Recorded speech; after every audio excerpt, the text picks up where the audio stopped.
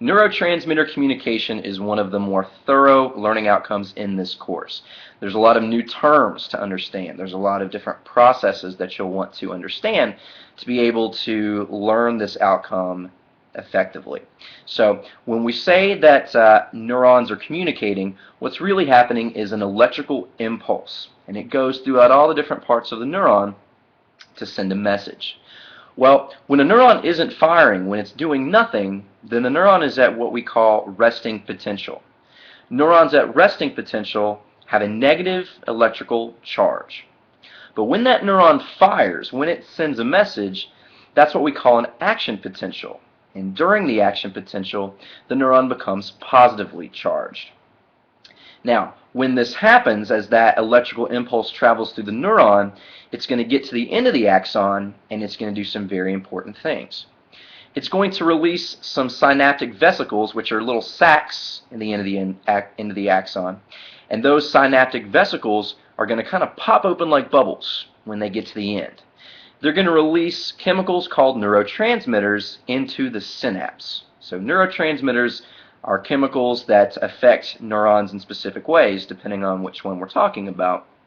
And the synapse refers to the microscopic fluid-filled space between neurons, between the axon of one neuron and the dendrites of another. So when those neurotransmitters are in that synapse, they will eventually dock into specific receptor sites. Receptor sites are three-dimensional proteins, and they fit specific neurotransmitters. So it's kind of like puzzle pieces. It reminds me of a game called Perfection that I played when I was a kid. And you had all these different holes, and your task was to figure out which puzzle pieces fit into those holes in a specific amount of time. Well, that's very similar to how neurotransmitters activate those receptor sites. They only fit into the ones they're supposed to. When a neurotransmitter fits into its receptor site, it sends a specific message to the next neuron, depending on what type of neurotransmitter it is. Neurotransmitters like dopamine are involved in mood, arousal. Neurotransmitters like acetylcholine are involved in muscle activation. Well, we're not done just yet, because there are certain chemicals that can affect this process in a positive way or a negative way, depending on what we're talking about. We'll take the example of acetylcholine. Acetylcholine is a neurotransmitter that affects muscle movement, but there are certain substances that can come into your body that will affect how acetylcholine activates your neurons. So, for example, let's say you get bit by a black widow spider. Let's hope that never happens to you, but if it were to happen to you, that's a bad thing, because black widow spider venom is an agonist for acetylcholine, which means it makes it too active in your nervous system. And too much muscle activation can be very bad for your body. It can cause strokes, heart damage, lots of things. Well, let's say that instead of getting bit by a black widow spider, you were injected with a substance called curare. Curare is an antagonist for acetylcholine, so it actually blocks it and prevents it from allowing muscle movement throughout your body. So in some cultures, curare is actually used as a weapon. You can actually dip it in a poison dart and shoot it at people who have offended you or animals that you would like to eat. And unfortunately, curare in smaller doses doesn't kill, but it does create paralysis. And in more primitive cultures and more primitive times, if you look dead, people thought you might be dead. And so what do you do with a dead person? Well, you bury them.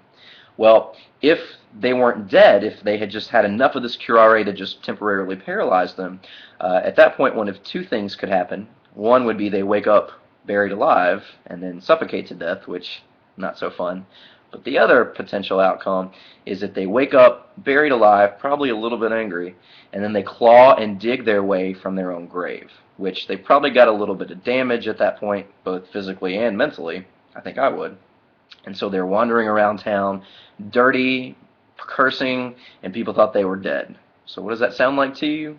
Zombies. So again, a lot of supernatural things we think could be explained if we just get into the nitty-gritty of how our bodies operate and how the world works. That's a little bit of a sidebar, but it's a really good example of why all this matters, why it's interesting, and why it's important. So again, you'll want to know all of those terms I just threw out at you, and reading and practicing is the best way to do that. The difference between resting potential and an action potential, the different electrical charges involved, the different parts of the neuron involved in two neurons communicating, so the synaptic vesicles, the neurotransmitters, the synapse, that gap between them, and then the receptor sites. And then you'll also want to be able to identify when a chemical is an agonist or when it's an antagonist. So again, one of the lengthier learning outcomes. Make sure you read and practice with that thoroughly.